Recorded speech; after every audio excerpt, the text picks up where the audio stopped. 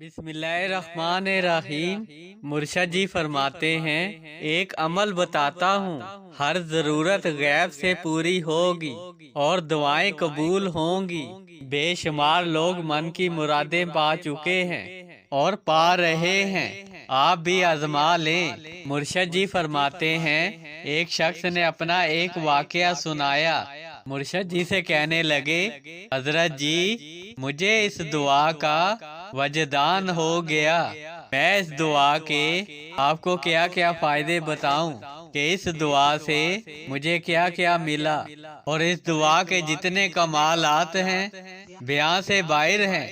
میں نے اس دعا کو اپنے اندر جذب کر لیا ہے اور میں نے اس دعا کو وجدان کے ساتھ پڑھا۔ مرشد جی فرماتے ہیں، ذرا توجہ اور دھیان سے سنیے گا، عجب بات اور عجب موتی بتا رہا ہوں۔ اس دعا کو میں پڑھتا رہا۔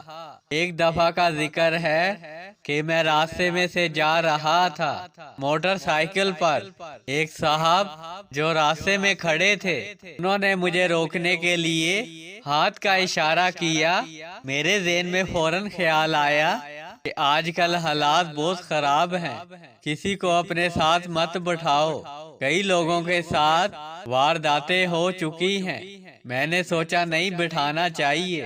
کہا کہ میں اس شخص کے پاس سے گزر گیا اور آگے جا کر میں خود بخود رک گیا اور نہ چاہتے ہوئے بھی اپنی موٹر سائیکل کو بیک کیا اور ان حضرات کو بٹھا لیا۔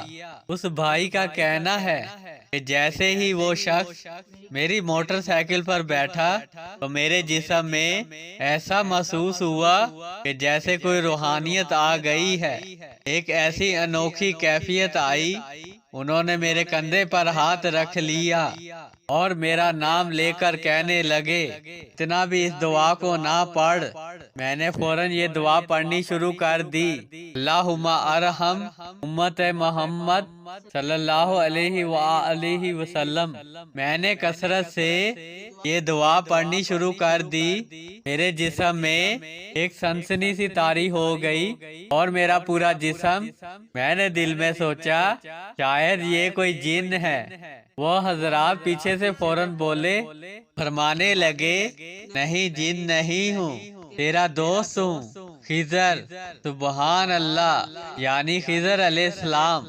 اس بھائی کا کہنا ہے، یہ سب سن کر میری جرت نہیں ہوئی کہ میں پیچھے مڑ کر دیکھوں، بس موٹر سائیکل چل رہا ہے اور ہم جا رہے ہیں۔ اس درویش نے میرے کندھے پر ہاتھ رکھا، دایاں ہاتھ دائیں کندھے پر رکھا ہوا ہے، اور فرمانے لگے کہ یہ دعا اتنی بھی نہ پڑھ کہ ہم بے تاب ہو گئے، اور ہم نے کہا کہ چلتے ہیں، جا کر اپنے دوست سے ملاقات کرتے ہیں۔ اور پھر فرمانے لگے، تیری جتنی بھی طلب اور ضرورتیں ہیں اور جو تو اللہ سے مانگتا ہے وہ سب کی سب پوری ہوں گی، بس ان میں سے کچھ ایسی ضرورتیں ہیں جو تیری پوری نہیں ہوں گی، بس تو پریشان نہ ہونا، وہ اللہ تعالیٰ نے تیری نسلوں کے لیے بچا کے رکھی ہوئی ہیں۔